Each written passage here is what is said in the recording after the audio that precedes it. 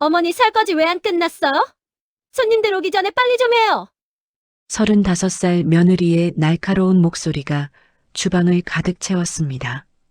69살 윤경이는 떨리는 손으로 설거지를 계속했어요. 40년간 익숙해진 풍경이었죠. 시어머니가 며느리의 하녀가 된 집, 남편은 아내를 투명인간 취급하고 아들은 어머니를 외면하고 며느리는 노골적으로 협박합니다. 어머니 오빠 횡령범이라는 거 친척들한테 말하면 어떻게 될까요? 아버님 회사 평판 생각해서라도 순순히 유양원 가세요. 20년간 경위를 묶어둔 족쇄. 그것은 오빠가 10억 원을 횡령했다는 거짓말이었습니다. 하지만 경희에게는 아무도 모르는 비밀이 있었어요. 40년간 참고 견딘 여자의 완벽한 복수극. 지금 시작합니다. 새벽 5시 알람이 울리기도 전에 눈이 떠졌어요. 아니, 정확히 말하면 잠을 제대로 잔 게 아니었죠. 요즘은 매일 밤 2~3시간씩 뒤척이다가 이렇게 새벽에 벌떡 일어나는 게 습관이 됐습니다. 69살이라는 나이가 무색하게 몸은 아직 멀쩡한데 마음만 천근만근 무거워서 잠이 안 오는 거예요. 성북동 저택의 주방으로 내려갔습니다. 이 집에서 40년을 살았지만 여전히 내 집이라는 느낌은 들지 않아요. 아니, 애초에 그런 감정을 가져본 적이 없었죠. 냉장고를 열어 오늘 손님 대접할 재료들을 꺼냈어요. 며느리 서지원이 어제 저녁에 못 박듯이 말했거든요. 어머니 내일 제 친구들 오는 거 아시죠? 음식은 호텔 수준으로 준비하세요. 근데 냄새 나는 건 절대 안 돼요. 김치찌개 같은 거 끓이면 진짜 큰일 나요. 26살짜리 손녀뻘 되는 여자한테 이런 말을 듣는 게 일상입니다. 아니, 지원이는 올해 35이니까. 그래도 34이나 어린 여자한테 하녀 취급을 받는 거죠. 도마 위에 채소를 올려놓고 칼질을 시작했어요. 양파를 써는데 눈물이 나왔습니다. 양파 때문인지 아니면 다른 이유 때문인지 모르겠더라고요. 어머니! 갑작스러운 목소리에 깜짝 놀라 칼을 놓쳤습니다. 지원이가 가운을 걸친 채 주방으로 내려오고 있었어요. 화장을 지운 맨얼굴은 뾰루지투성이인데 그걸 매일 아침 30분씩 화장으로 가리죠. 뭐 하세요? 벌써 7시예요. 아직도 준비 안 끝났어요? 시계를 보니 6시 40분이었습니다. 7시가 아니었어요. 하지만 제가 뭐라고 말할 수 있을까요? 미안하다. 지금 하고 있어. 아이고, 정말. 손님들 11시에 온다니까요? 3시간밖에 안 남았는데 아직도 이 모양이에요? 지원이는 냉장고를 열어 생수를 꺼내 마셨습니다. 그러고는 제 옆에 놓인 채소들을 힐끔 보더니 혀를 찼어요. 이게 뭐예요? 양파 써는 게 왜 이렇게 두꺼워요? 손님들 이빨 부러지라고 그러세요? 다시 썰게. 그리고 안방 청소 다시 해요. 어제 먼지 닦은 거 확인했는데 창틀에 먼지 그대로더라고요. 제대로 안 하시면 다시 시킬 거예요. 지원이는 생수병을 들고 다시 2층으로 올라갔습니다. 계단을 올라가면서도 중얼거리는 소리가 들렸어요. 정말 답답해 죽겠네. 저 나이 먹도록 일도 제대로 못하고 손이 떨렸습니다. 칼을 꽉 쥐었더니 손가락 마디가 하얗게 변했어요. 참아야 해요. 참아야만 합니다. 7시 남편 이종철이 식탁에 앉았습니다. 73살인데도 매일 아침 6시 반에 일어나 샤워하고 정장을 갖춰 입죠. 회사 회장이니까요. 아니, 정확히는 제 오빠 회사를 빼앗아서 회장이 된 사람입니다. 신문. 한마디였어요. 여보, 경희 씨도 아닌 그냥 신문이었습니다. 제가 이미 준비해둔 조선일보를 건넸어요. 종철은 신문을 펼치며 제 얼굴은 쳐다보지도 않았습니다. 마치 투명인간을 대하듯이요. 커피. 네, 설탕 빼고. 네. 이게 우리 부부의 아침 대화 전부입니다. 40년째 이래요. 8시 아들 민혁이가 출근 준비를 하며 내려왔습니다. 41살 회사 상무예요. 아버지 밑에서 일하죠. 키가 크고 잘생긴 편인데 성격은 아버지를 쏙 빼닮았어요. 비겁하고 이기적이고 냉정하죠. 다녀올게. 민혁이가 말했습니다. 하지만 제게 한 말이 아니었어요. 지원이에게 입맞춤을 하며 한 말이었죠. 어머니는 오늘 손님 맞이하신다며? 잘 부탁드려요, 여보. 지원이는 남편의 넥타이를 매만지며 웃었습니다. 걱정 마. 내가 다 시켜놨어. 어머니 오늘 하루 종일 일하실 거야. 둘이 낄낄거리며 웃었어요. 제 앞에서요. 제가 마치 가구나 벽지처럼 그냥 배경인 것처럼요. 엄마, 나 저녁 늦을 거야. 회식 있어. 민혁이는 제게 한마디 던지고는 나갔습니다. 다녀오겠습니다. 다녀올게요도 아닌 그냥 통보였어요. 어머니, 지원이가 저를 불렀습니다. 설거지 왜 안 끝났어요? 손님들 오기 전에 주방 정리 완벽하게 해놔야 한다니까요. 그리고 거실 소파 커버 다 씻어서 말려놔요. 어제 빨았다는 게 그게 뭐예요? 냄새 나던데요? 알겠다. 아, 그리고 화장실 청소도 다시 해요. 변기 뒤쪽에 때 그대로더라고요. 제 친구들이 쓸 건데 더럽게 해놓으면 어떡해요? 지원이는 마치 가정부한테 지시하듯 말했습니다. 아니, 가정부한테도 이렇게 막 대하진 않을 거예요. 최소한의 존중은 하니까요. 하지만 전 시어머니입니다. 며느리의 시어머니죠. 이게 정상인가요? 아니에요. 절대 정상이 아닙니다. 하지만 전 참아야 해요. 왜냐하면 제겐 약점이 있으니까요. 어머니 멍하니 서 있지 말고 빨리 움직여요. 아, 참. 혹시 오늘 실수하시면 안 돼요. 알죠? 어머니 오빠 일 제 친구들한테 얘기 안 하는 게 좋을 거예요. 횡령범 동생이라는 거 알면 저도 창피하거든요. 심장이 철렁 내려앉았습니다. 오빠, 제 친오빠 윤성호. 40년 전 남편 종철과 함께 회사를 창업했던 오빠. 10억 원을 횡령했다는 누명을 쓰고 미국으로 도망간 오빠. 아니, 도망간 게 아니었죠. 제가 오빠를 지키기 위해 종철과 결혼했고, 오빠는 모든 걸 포기하고 떠난 거였어요. 알겠다. 명심할게. 제 목소리는 떨리고 있었습니다. 지원이는 만족스러운 표정으로 고개를 끄덕이고는 2층으로 올라갔어요. 홀로 주방에 남은 저는 개수대를 붙잡고 서 있었습니다. 수도꼭지에서 물이 흘러내렸어요. 물소리가 유난히 크게 들렸죠.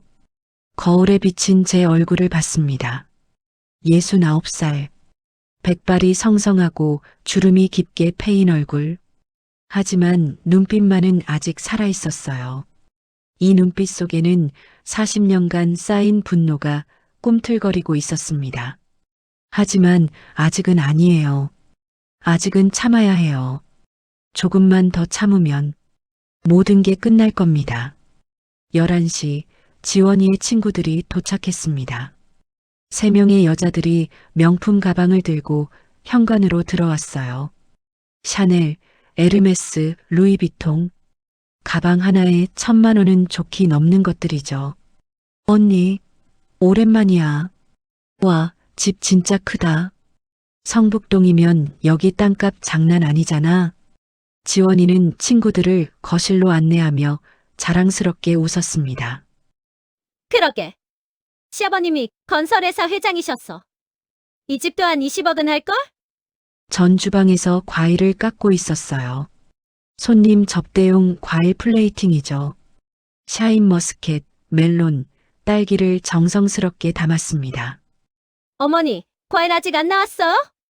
지원이의 날카로운 목소리가 들렸습니다. 지금 나갈게. 과일 접시를 들고 거실로 나갔어요. 친구들이 쟤를 힐끔 쳐다봤습니다. 하지만 인사는 없었죠.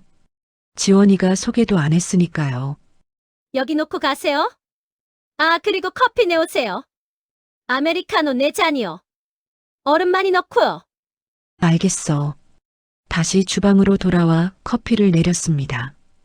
원두를 갈고 에스프레소를 추출하고 얼음을 채우고 손님용 잔은 명품 도자기 세트를 써야 한다고 지원이가 못 박았었죠.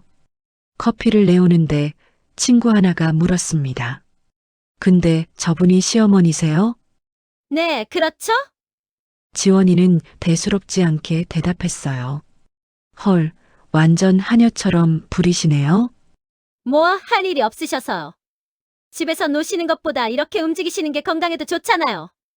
친구들이 낄낄 웃었습니다. 전 아무 말 없이 주방으로 돌아왔어요.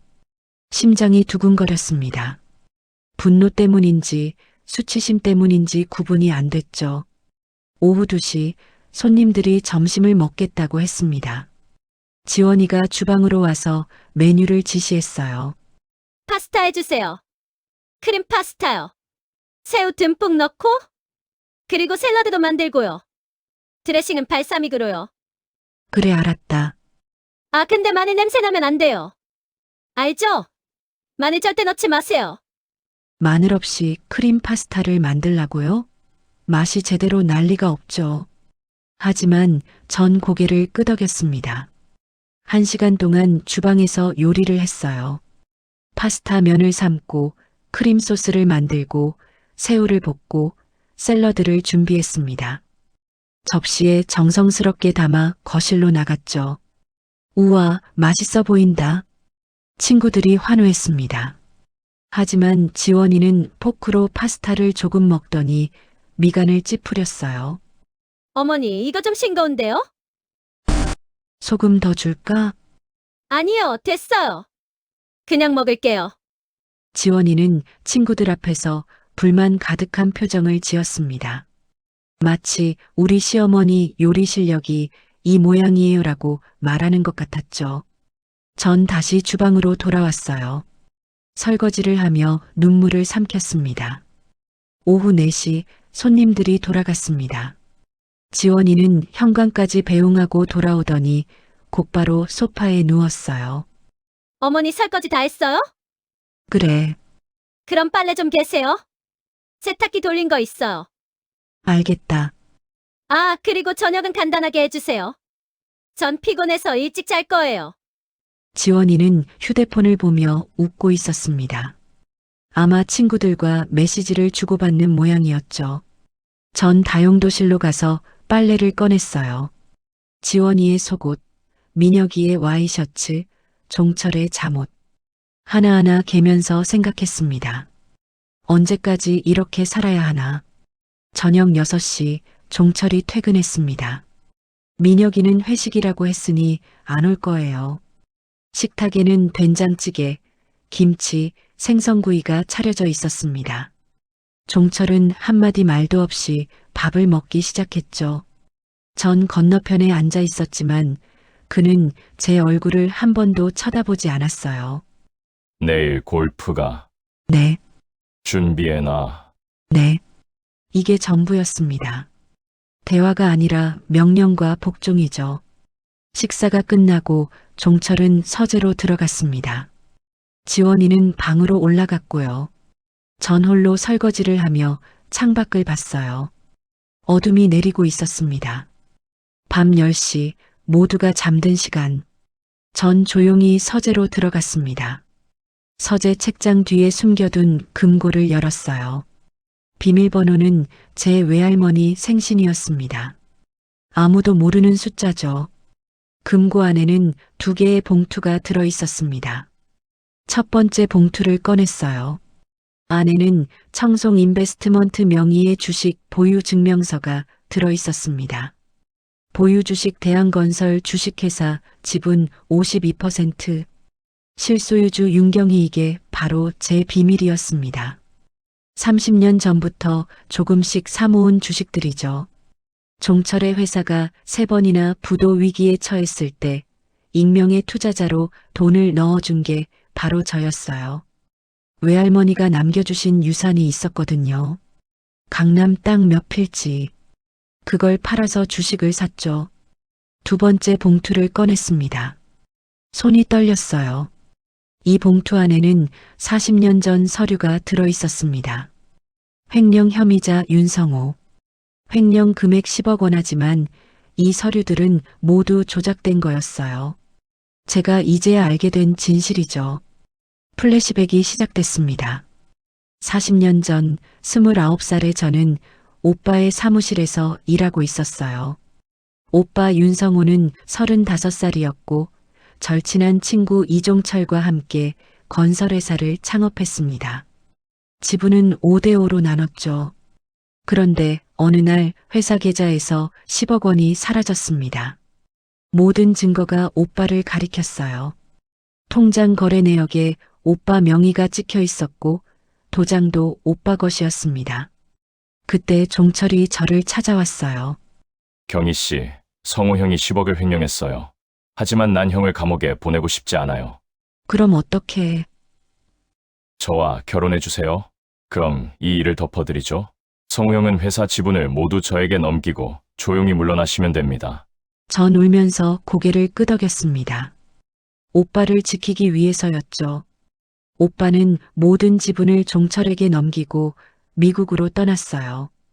공항에서 오빠가 제 손을 꽉 잡았습니다. 경희야, 미안하다. 내가 무능해서. 하지만 제 마음속 깊은 곳에서는 의심이 싹 텄어요. 정말 오빠가 한 걸까? 그 의심을 40년간 가슴에 묻고 살았습니다. 20년 전 민혁이가 지원이와 결혼했어요. 처음 몇 달은 평범한 시어머니와 며느리 관계였죠. 그런데 어느 날 밤 종철과 민혁이가 서재에서 술을 마시고 있었습니다. 아버지, 그때 정말 외삼촌이 횡령을 한 거예요? 당연하지. 그래서 내 어머니랑 결혼한 거야. 안 그랬으면 성우 형은 감옥 갔을 거고. 주방에서 그 대화를 듣던 지원이의 눈이 반짝였어요. 다음 날 지원이가 저를 조용히 불렀습니다. 어머니 어제 아버님한테 들었어요. 어머니 오빠가 횡령범이라고요?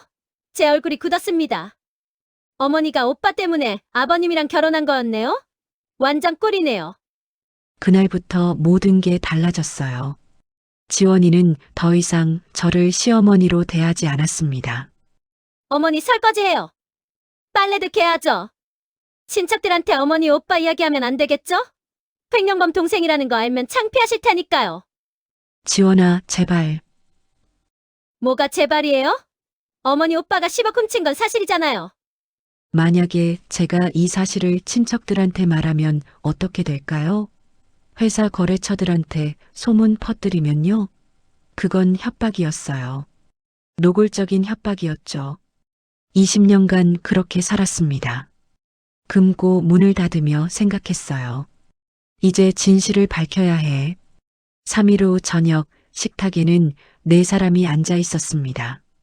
종철, 민혁, 지원, 그리고 저. 아버님, 지원이가 먼저 입을 열었습니다. 어머니 문제 말씀드릴 게 있어요. 제 손이 멈췄습니다. 어머니가 요즘 많이 힘들어 하시는 것 같아요. 나이도 있으시고. 그래서 제가 알아봤는데 괜찮은 요양원이 있더라고요. 강남에 있는 곳인데 시설도 좋고 간병도 잘해준대요. 요양원? 종철이 관심을 보였습니다. 네, 아버님. 어머니 혼자 계시는 것보다 요양원에서 또래분들이랑 지내시는 게 훨씬 나을 것 같아요. 민혁이 거들었어요. 그것도 좋은 생각인데요. 엄마도 여기서 집안일 하시는 것보다 편하실 거예요. 전 숟가락을 내려놓았습니다. 난 안 가겠다. 3사람이 저를 쳐다봤어요. 어머니, 이게 어머니를 위한 거예요. 난 안 간다고 했어. 어머니! 지원이의 목소리가 날카로워졌어요. 어머니가 선택할 문제가 아니에요. 가족 회의에서 결정하는 거예요. 난 이 집 안주인이야. 안주인, 어머니 혹시 잊으셨어요? 어머니 오빠 말이에요. 횡령범이잖아요. 그 입 닥쳐. 제가 처음으로 소리쳤습니다. 40년 결혼 생활에서 처음으로 목소리를 높인 거였죠. 어머니 화내봤자 소용없어요. 사실은 사실이니까요. 횡령범 동생 2사람이 뭐가 대단하다고요? 전 떨리는 손으로 물잔을 집었습니다. 물을 마시려 했지만 손이 너무 떨려서 물이 쏟아졌어요. 경희, 종철이 처음으로 제 이름을 불렀습니다. 지원이 말이 맞아. 당신 나이도 있고 요양원 가는 게 좋을 거야. 당신도 그렇게 생각해? 우리가 당신을 위해서 하는 말이야. 거짓말. 당신들은 날 집에서 내쫓고 싶은 거잖아. 어머니, 진정하세요. 너도 그래, 미녀가? 내 엄마를 요양원에 보내고 싶어? 엄마, 이게 엄마한테 더 좋은 거라고요. 좋긴 뭐가 좋아. 난 안 가. 절대 안 가. 지원이가 천천히 일어났어요. 그리고 제 앞으로 다가왔죠. 어머니 순순히 가세요. 안 그러면 어머니 오빠 이야기를 모두에게 말할 거예요. 친척들한테, 회사 거래처들한테, 아버님 골프 친구들한테. 윤성호가 10억 원 횡령하고 미국으로 도망간 범죄자라고요. 너, 그럼 아버님 회사는 어떻게 될까요? 회장 처남이 횡령범이었다는 소문이 퍼지면요? 주가도 떨어지고 거래처들도 등 돌리겠죠. 지원이는 미소를 지었어요. 악마 같은 미소였습니다. 어머니 선택하세요. 조용히 요양원 가시든지 아니면 가족 전체를 파멸시키든지요. 전 주저앉았습니다. 다리에 힘이 풀려버렸어요. 어떻게 이럴 수가. 일주일 드릴게요. 일주일 안에 결정하세요. 식사는 그렇게 끝났어요. 전 비틀거리며 제 방으로 올라갔습니다. 휴대폰이 울렸습니다. 모르는 번호였어요. 여보세요? 윤경희 여사님 맞으십니까? 저는 사립탐정 김민수라고 합니다. 여사님께서 의뢰하신 40년 전 횡령 사건 조사건으로 연락드렸습니다. 심장이 멈추는 것 같았어요. 조사 끝났나요? 네, 중요한 증거를 발견했습니다. 내일 오전 10시에 만나 뵐 수 있을까요? 그럼요. 어디로 갈까요? 전화를 끊고 한참을 멍하니 앉아 있었어요. 가슴이 두근거렸습니다. 40년 만에 처음으로 희망이 보이는 것 같았죠.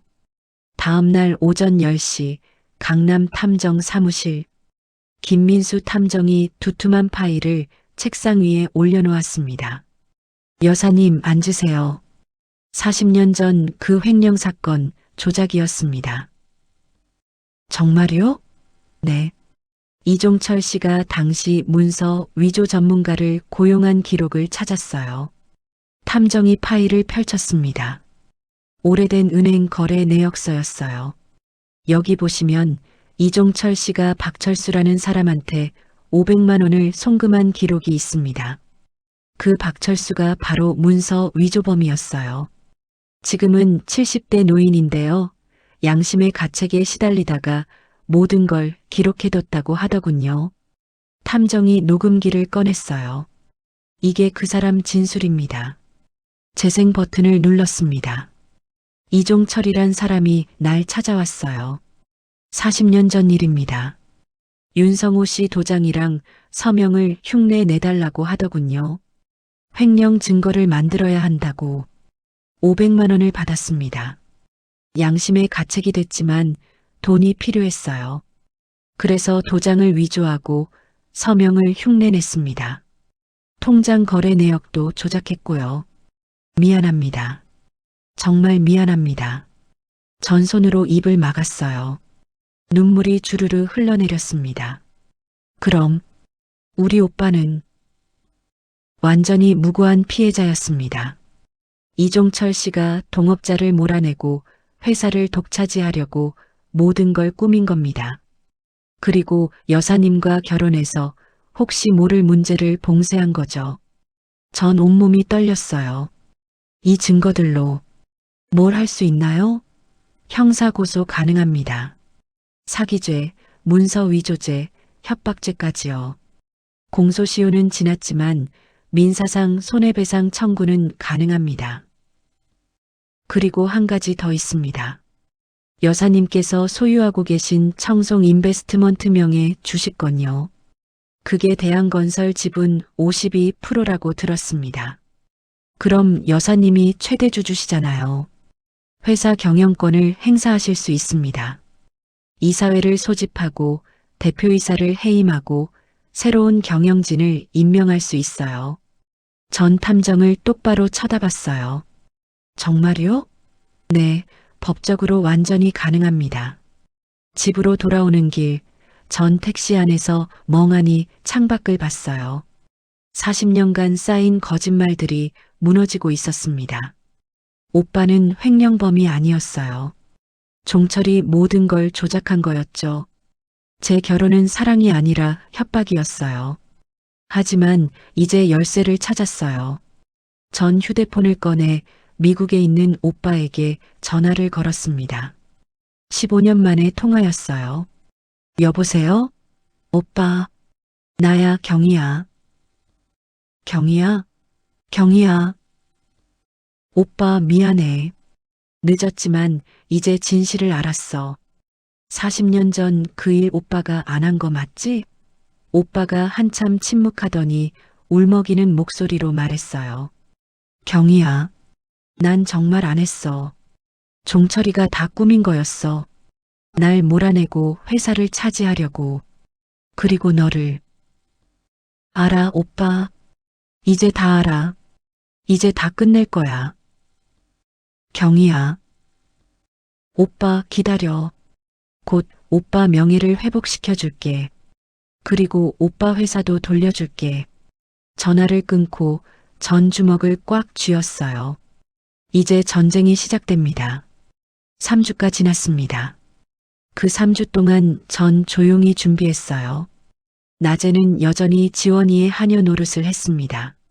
하지만 밤에는 다른 사람이 됐죠.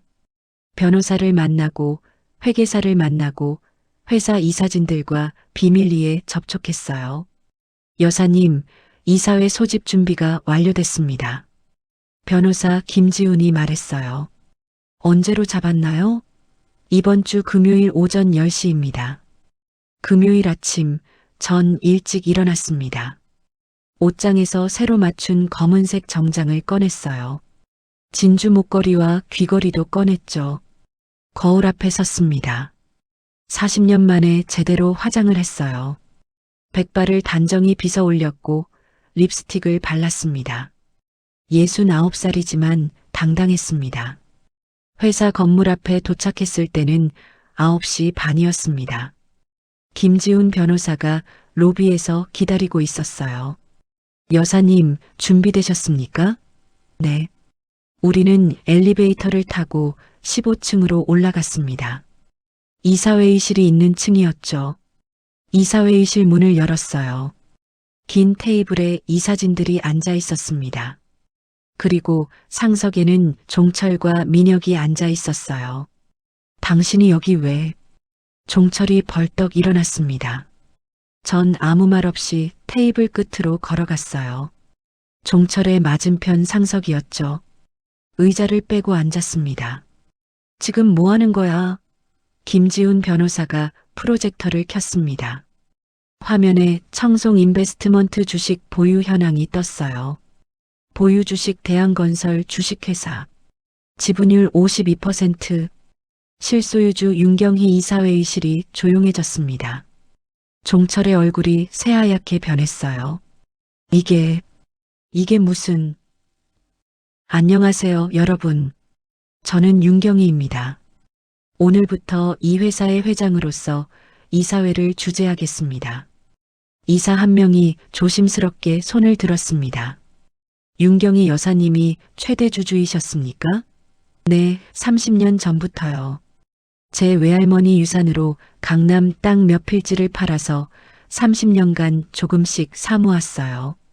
종철이 테이블을 쾅 쳤어요. 말도 안 돼. 당신이 무슨 돈으로...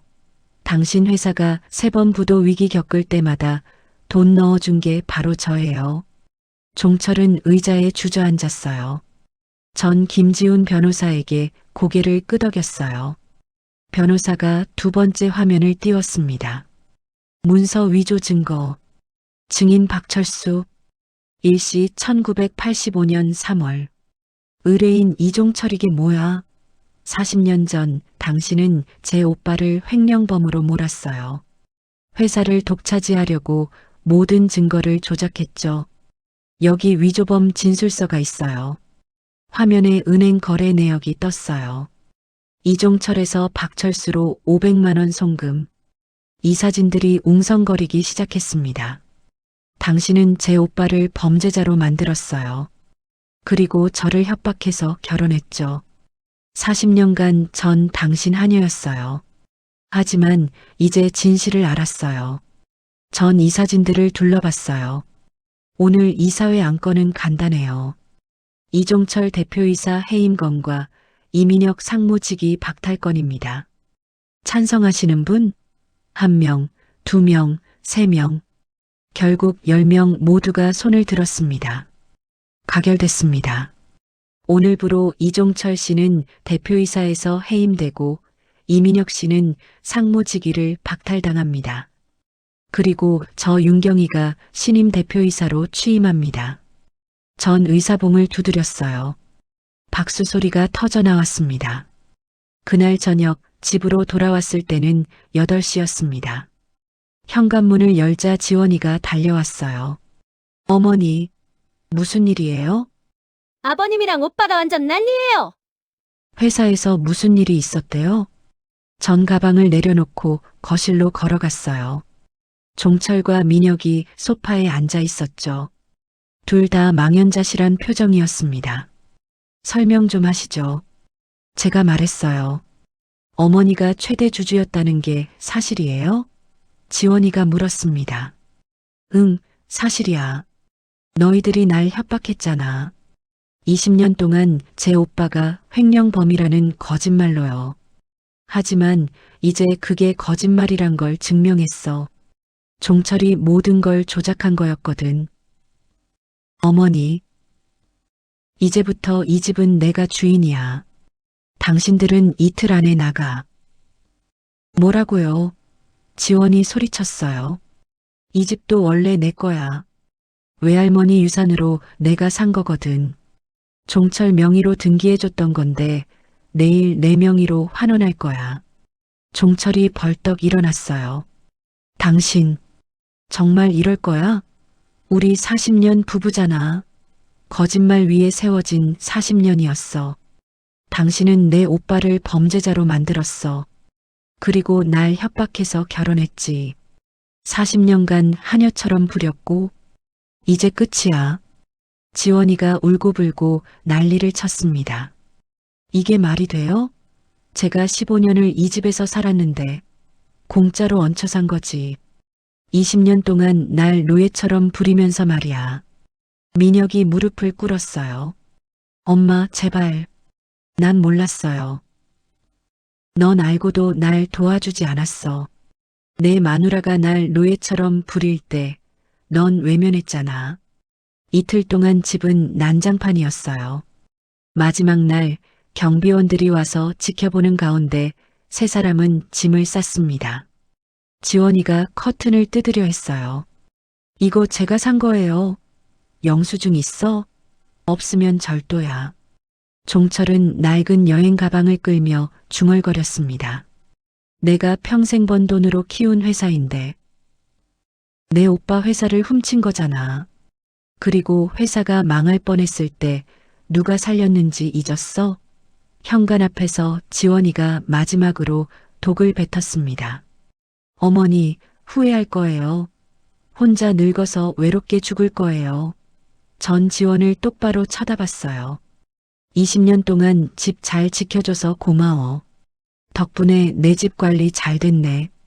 지원은 분노로 떨다가 가방을 끌고 돌아섰습니다. 대문이 닫혔어요. 전 홀로 거실에 서 있었습니다. 텅 빈 집. 하지만 처음으로 제 집 같았어요. 소파에 앉아 차를 마셨습니다. 40년 만에 처음으로 편안하게 앉은 거였죠. 휴대폰이 울렸어요. 누나, 나야. 성우야. 오빠, 변호사한테 연락 받았어. 정말 고맙다, 누나. 40년 만에 누명을 벗게 됐어. 오빠 다음 달에 한국 와. 회사 이사회에서 오빠 지분 돌려줄 거야. 정말? 응. 원래 오빠 회사였으니까. 오빠, 이제 다 끝났어. 우리 다시 시작하자. 전화를 끊고 전 창밖을 봤어요. 봄 햇살이 쏟아지고 있었습니다. 일주일 후 법원 판결문이 나왔습니다. 성북동 저택의 소유권이 정식으로 제 명의로 환원됐어요. 우편함에 편지가 하나 꽂혀 있었습니다. 지원이가 보낸 거였어요. 어머니, 제발 용서해 주세요. 저 정말 갈 곳이 없어요. 제발 다시 집에 들어갈 수 있게 해주세요. 전 편지를 구겼어요. 용서? 20년간 날 노예처럼 부리고 협박했는데 용서는 없었습니다. 며칠 후 민혁에게서 전화가 왔어요. 엄마, 지원이랑 헤어졌어요. 지원이가 다른 남자 만나고 있었대요. 돈 많은 사람이요. 저랑은 더 이상 미래가 없다면서. 민혁아, 넌 40년간 내 아버지가 내게 뭘 했는지 알면서도 외면했어. 이제 내 인생은 내가 알아서 살아. 전화를 끊었어요. 마음이 아팠습니다. 하지만 후회는 없었죠. 한 달 후 오빠가 한국에 왔어요.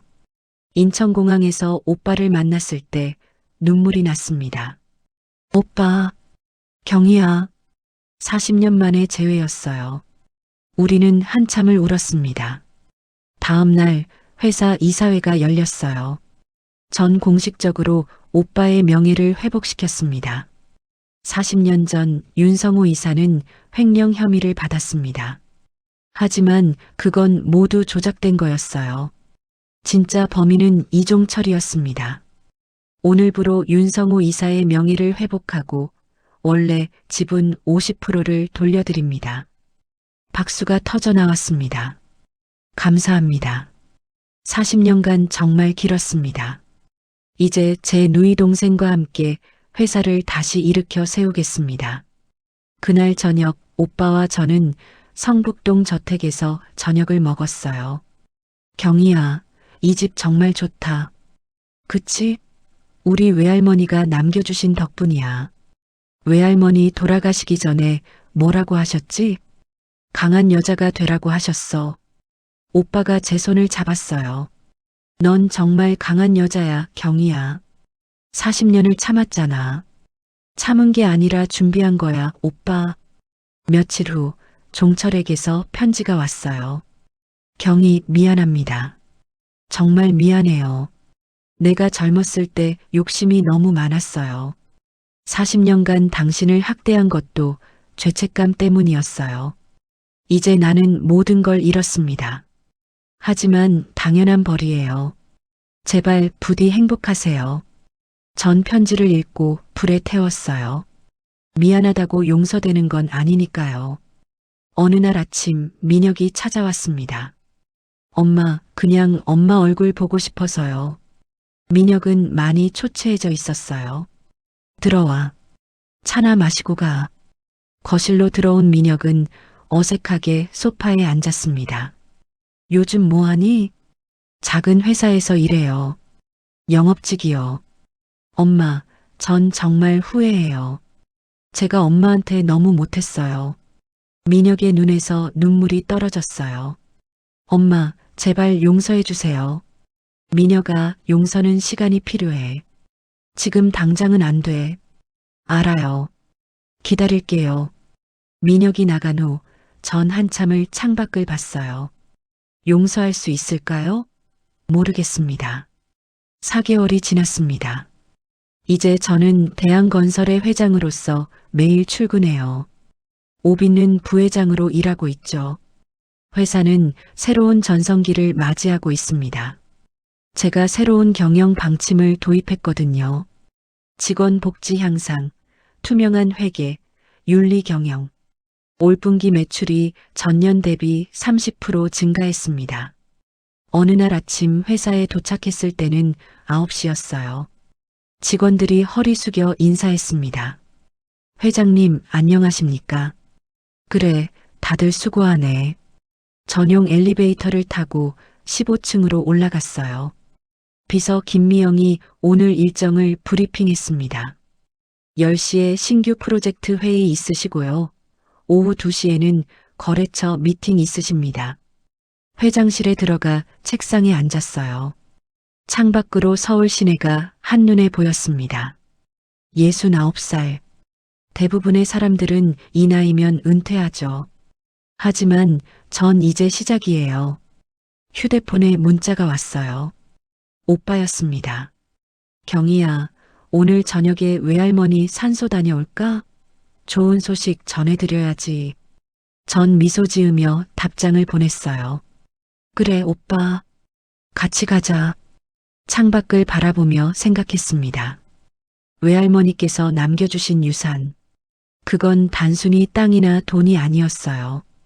강한 여자가 되라는 가르침이었죠. 40년이 걸렸지만 전 결국 강한 여자가 됐습니다. 더 이상 누구의 하녀도 누구의 그림자도 아니에요. 사무실 문이 노크됐어요. 회장님, 회의 시작하겠습니다. 알았어. 금방 갈게. 전자리에서 일어나 정장 재킷을 입었습니다. 거울을 보니 당당한 여자가 서 있었어요. 40년의 인내 끝에 얻은 승리. 이제 제 차례입니다. 회의실로 가는 복도를 걸으며 생각했어요. 민혁이는 언젠가 용서할 수 있을까요? 아직은 모르겠습니다. 하지만 시간이 말해주겠죠. 종철? 그는 자업자득입니다. 40년간 저를 속이고 학대한 대가를 치르는 거예요. 지원? 그녀도 마찬가지죠. 20년간 저를 노예처럼 부린 대가입니다. 하지만 저는 더 이상 과거에 얽매이지 않아요. 제 앞에는 새로운 미래가 펼쳐져 있으니까요. 회의실 문을 열며 전 미소 지었습니다. 윤경희, 대한건설 회장, 69살, 40년간 억눌려 살았던 제 인생. 이제야 진짜 제 인생을 살고 있습니다. 회장님 앉으시죠. 이사진들이 일어나 인사했어요. 전 당당히 상석에 앉았습니다.